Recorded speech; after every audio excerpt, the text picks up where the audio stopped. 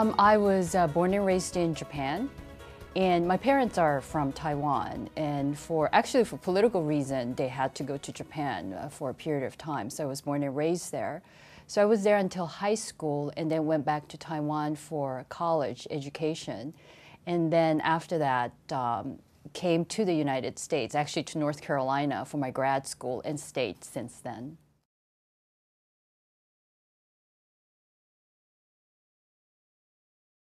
Well, from a career standpoint, my graduate school degree was in communication and business research. So I actually started my career in toilet bowl, selling toilet bowl, American Standard.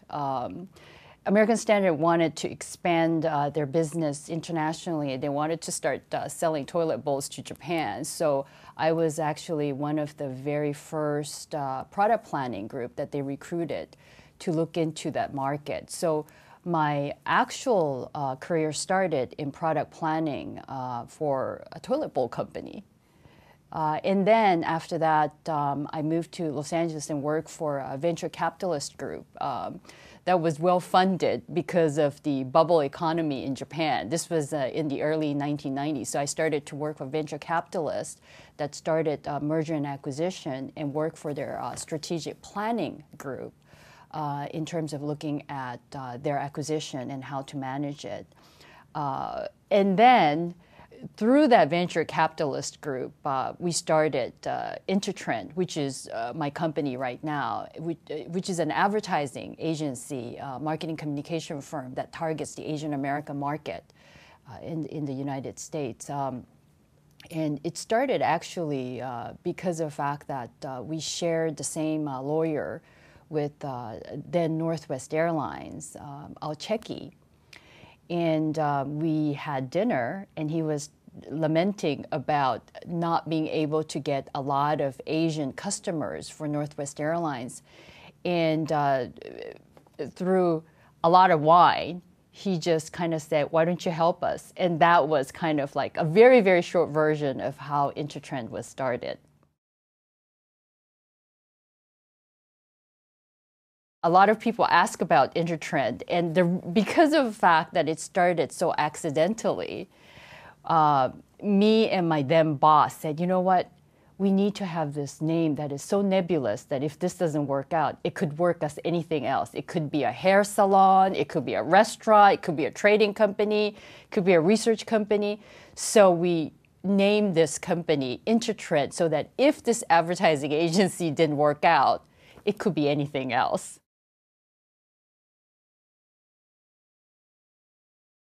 Our mission statement currently says that we search for the most innovative method to reach the Asian America market for our clients. And our clients are Fortune 500 companies in the US. So it's very simple. We really do want to assist our clients reach Asian America market in the most innovative way.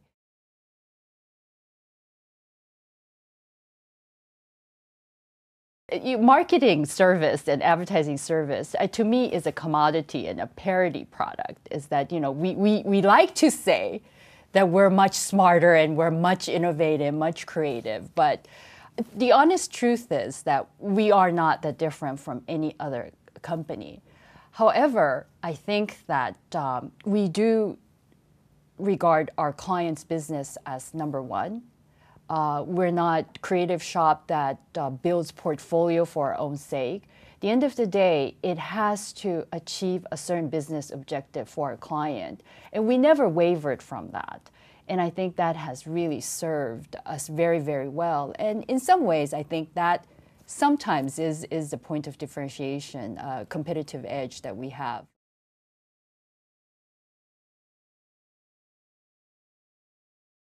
Currently, our anchor clients are Toyota, Toyota Motors, State Farm Insurance, Disney as the brand, JCPenney, and Western Union. I know I'm going to miss someone and offend someone. Oh, AT&T. which we just got last year, which is a very big client. So those are our anchor clients. And we do also have a lot of pro bono clients that we're very, very proud of. You know, Asian American Justice Center, American Cancer Society. I love all the clients, but the pro bono clients, it's really near to our heart as well, too.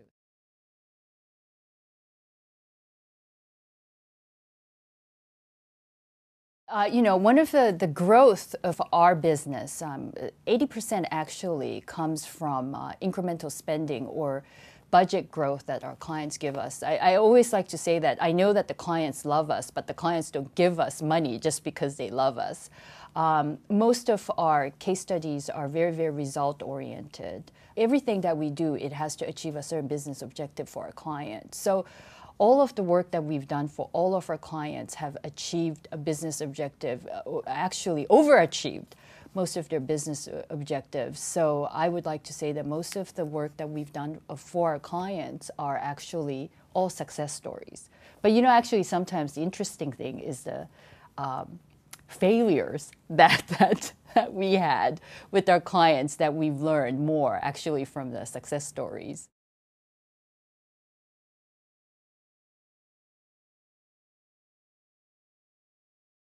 There was one client, which was a financial institute, actually a Japanese bank, by the way, and they wanted Chinese Americans to bank with them.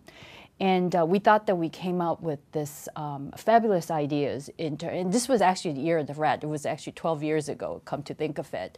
And we came up with this fabulous idea that, if you open a $100,000 CD, you get a mouse pad, year of the rat, year of mouse, we thought that it was great. Promoting sensitivity to the ear and, the cultural sensitivity, we wanted to give this away. We didn't realize that however wealthy people are, people love free stuff. So we had these customers that wanted to deposit $500,000, but wanted to divide it into 5 CD deposits because they wanted those 5 free mouse pads.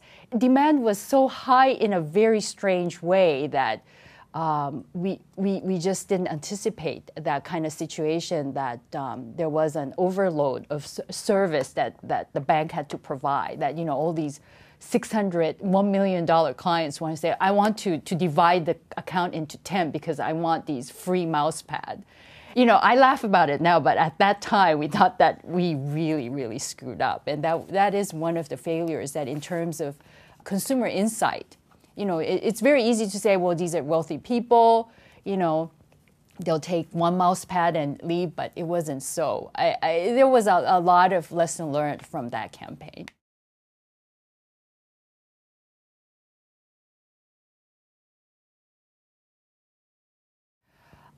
Insight, consumer insight, and how consumers change overnight.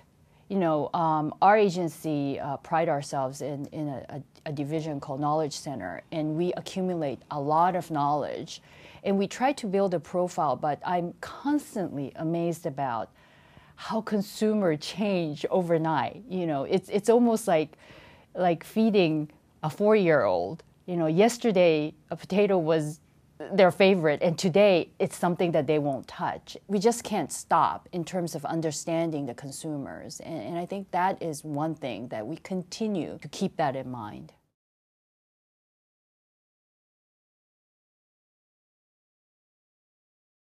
Actually, all, and to explain a little bit, most of the time when a client says that they want to target Asian American market, they're talking about 5 segments: Japanese, Chinese, Vietnamese, Korean, Filipino, and Asian Indian.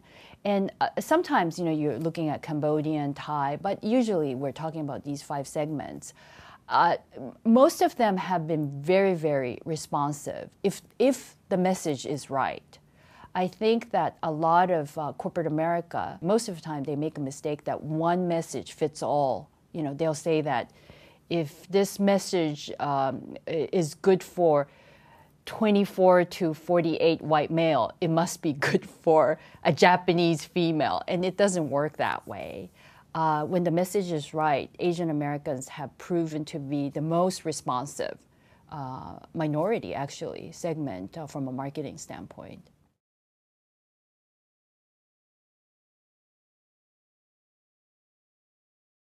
We tend to call ourselves invisible minorities.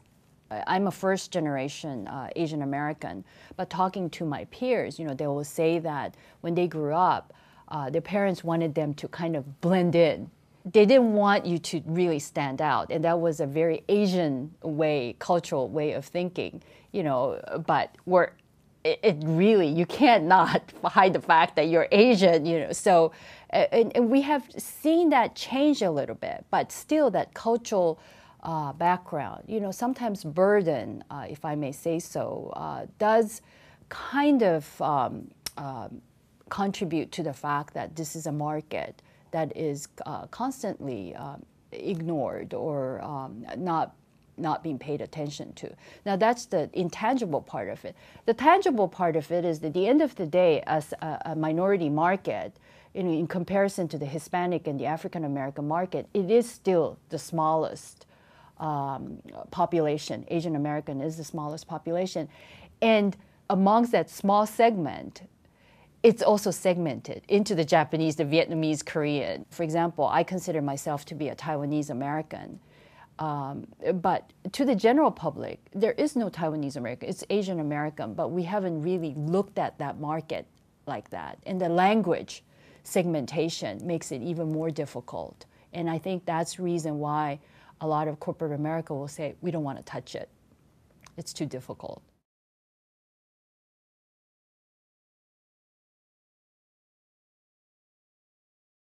A lot of the corporations are really embracing the issue of diversity, but it's very interesting to see that a lot of these companies are approaching diversity in a very different way. Burger King, I must say, is approaching diversity issue more from a political correctness standpoint. It's almost like a checklist of things that, we need diversity in our business, and we check it off. But I have also served on other diversity action council that really actually look at this as a business proposition. That at the end of the day, if it doesn't make any business sense, who cares about diversity? But the landscape of United States is such that if you don't have a diversity strategy, you're not there anymore. And it's never going to go away. The diverse landscape in the United States is never going to go away. And I actually think that it's actually the foundation of what makes this country great as well, too.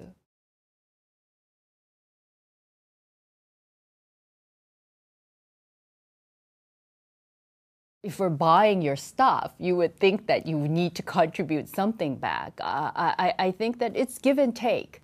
It's a give and take situation. And I think it's almost like customer service. If we're loyal to your brand, if we're purchasing your product or your service and making your company successful, we want a piece of that too from a consumer standpoint. And I think it's really a give and take situation, and there should not be a gap between that.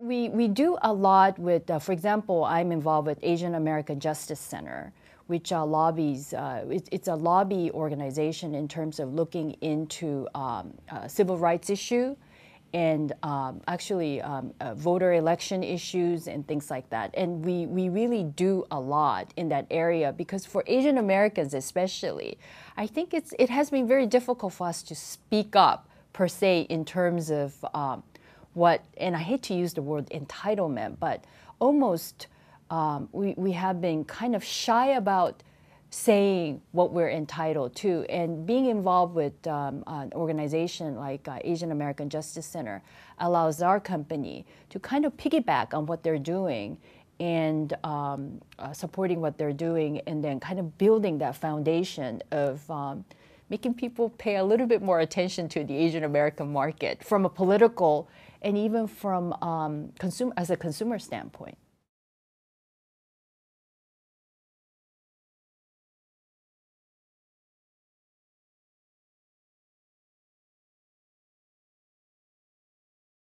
The skill to establish a company, you just need to be courageous, but the flip side of it is reckless. And then the other thing is that you can't think too much. If you overanalyze, you will never start a business. Because I'm thinking, if I knew what I was going to get into, and if I analyzed all of that, I would have never started a business. I would have thought, I can't do this. So in terms of starting a business, I think you just really need that urge and say, you know, I've got to do this, and not really overanalyze it. And then after that, you really do need support infrastructure. I think I was very, very lucky in terms of being at the right place at the right time with the right group of people. Maybe luck is what you need in terms of establishing a business. And I hate to say this, but establishing the business part is the easy part. The question that you asked in terms of how to manage a company is actually the biggest challenge. And I'm still learning, and I'm still kind of figuring out a way.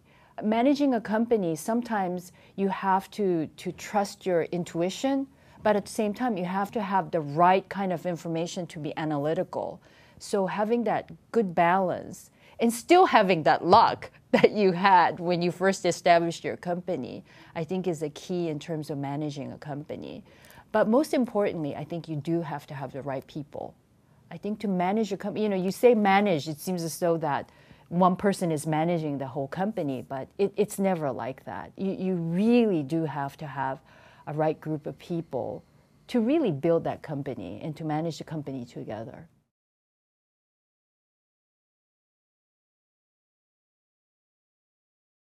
Saying the yes part of management is always the easy part. Giving out the bonuses is the easy part. I think nothing really actually comes easy to me from a management standpoint. I think that, you know, it might sound cliche-ish, but every day I go back thinking about what I did wrong and what I could do right the next day.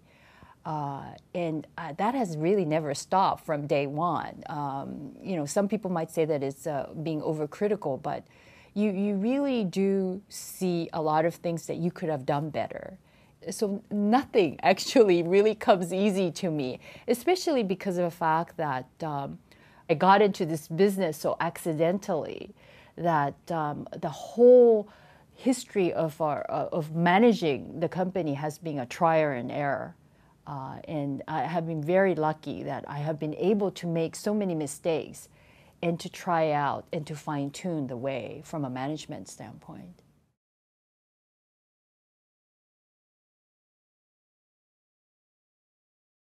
Human resource, you know, the management part, managing the people part is always the difficult because of the fact my business especially is people business. You know, we don't have manufacturing, we don't have a tangible product. Our product is ideas, concepts. Yes, people look at, you know, TV commercials and print and say, well, that's a tangible product, but that's actually not our product. Our product is truly our people. So recruiting good people, grooming good people, making them motivated, understanding people's strength and weakness has actually been the most difficult part of management side for me.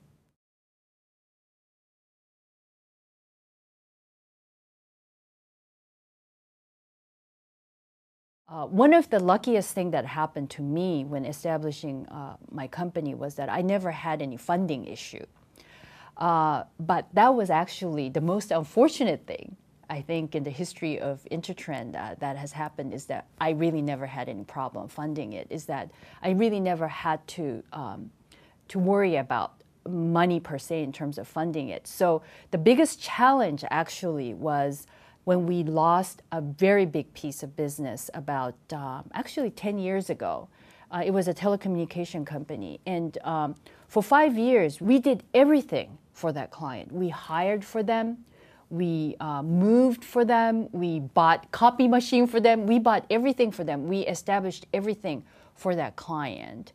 And the biggest challenge was that when we actually resigned the account, or, you know, we mutually parted ways, that it took us another 5-6 years to get back that piece of business. And so really the biggest challenge was how to maintain a balance from a client composition so that we don't rely on one particular client too much and that we have a good portfolio that is more balanced.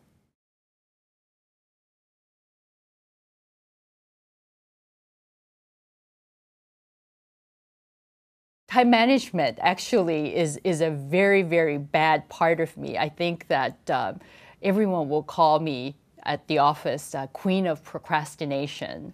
But I have been trying in terms of actually managing personal life and business life a little bit better the past couple of years. And I think that has really actually made me a better business person, because of the fact that I started the business. The business was actually my personal life, but more and more I've been able to manage that from a time management standpoint to separate it and then balance it. And that has really allowed me to, in both ways, personally and business-wise, to benefit from each other, to manage that time better.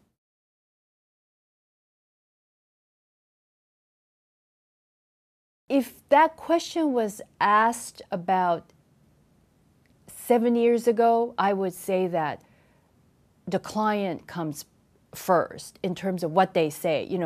They're never wrong. Whatever they request, we provide them. Today, as I sit here, I would say that establishing a good partnership, a peer partnership with the client, is the best way in terms of providing good customer service. To us, it's a client service.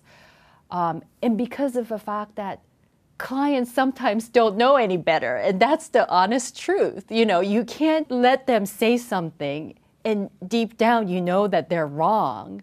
And just because that they're client, you say, yes, we will provide that to you.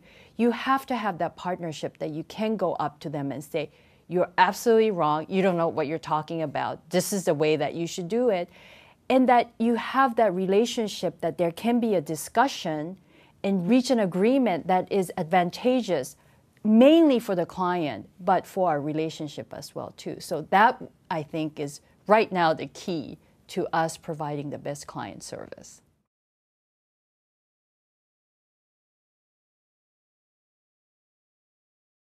Most of the MBA students that we've seen nowadays already have a business background. A lot of times in the past 15, 16 years that we've seen a lot of college graduates going directly to get their business degree and come out thinking that they can be the CEO. And if you look at a lot of these traditional MBA curriculums, that is basically what they're trained to do. And they're trained to be managers, CEO. But you can't do that after, 2 months after you graduate from grad school. So we thought that was a disadvantage that a lot of these MBA students come in with really different expectation. But what we've seen now is that the MBA students already have a business background, and they go back to school fine-tuning actually what they want to strengthen. And so when they come to us, I've seen that they have a much more holistic view in terms of how the business should be looked at. But at the same time, they're willing to get their hands dirty. And I think that kind of change or that kind of perspective that they bring to the table, having that management training, but at the same time have had that business background before they went to get their MBA degree, has really produced a lot more whole employee for us. So we have quite a few now in our office.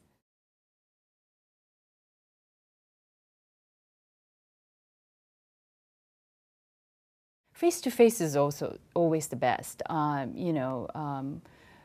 I'm also into crackberries. You know, people get emails from me like 2 a.m. in the morning, 3 a.m. in the morning, because it's so easy to do that.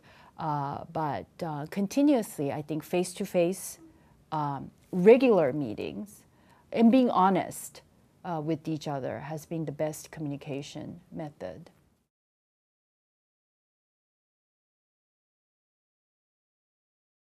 Most unusual request that we receive from a client is for us to find a feng shui master, because they were going to have a grand opening of a branch, and they wanted to make sure that all the feng shui flows and the qi and the energy level of that branch office was right. And that was really the most unusual request that we've gotten from a client. And at the same time, we were very surprised about how these kind of cultural things were being embraced by the general market now.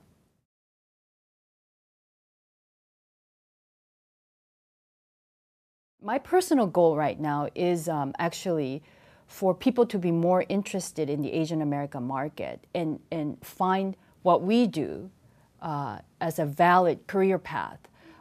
It has been difficult in the past to recruit good people to come to our business because they felt that this was just a secondary or tertiary segmented marketing work for them. But nowadays, we find that a lot of younger people are interested in our market. So my personal goal is to continuously make sure that we get good people continuously interested in this industry, and making sure that what we do is inspiring for them.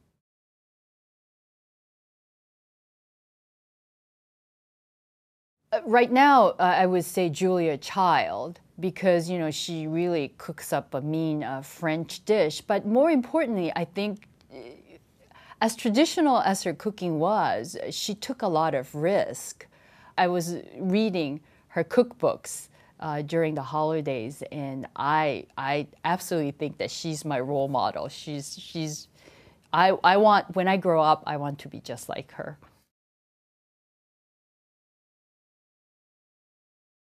I cook. I eat and I cook, and that has been really a very, very good way of unwinding.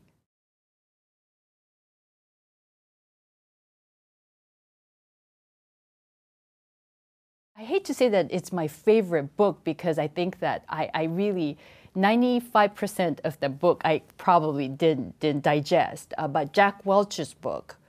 At first when I read that book, I thought that, GE, humongous company, I can't learn anything from them. But every time I flip through his book and his talk of management, I learned something that can be actually applied to 60 people, 20 people company, and in terms of grooming successors.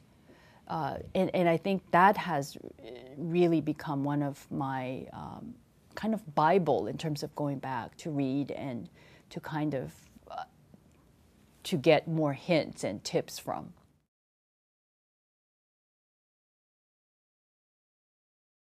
That's a tough one, because everything in our industry, everything in our business changes so fast that that's one of the things that I have never been able to do, is that to kind of celebrate our achievement. We might celebrate it for 5 minutes and then there is a new task. So right now, I feel very fortunate of what I have been able to achieve with the company, but not quite there yet in terms of being proud.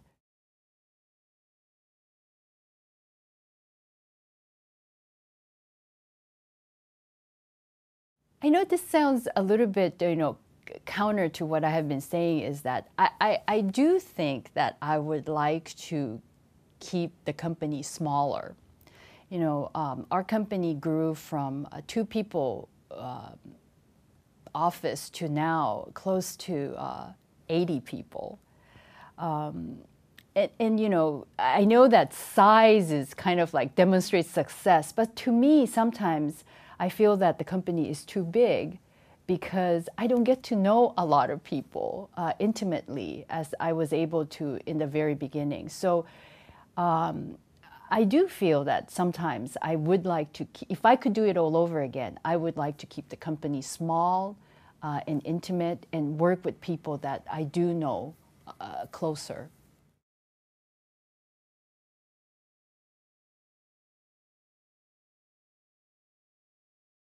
Oh, just do it. If you think you want to do it, just do it. You know, the same question comes to me a lot of times, internally and externally, is that, and then I always ask them, you know, how old are you? And they'll say, oh, 27, 30. I said, then what are you waiting for? Just, you know, just go ahead and do it. But at the same time, there was someone that's approaching 50 that asked me the same thing. And I said, just do it. You know, it won't be wrong. If you do it, it won't be a wrong thing to do.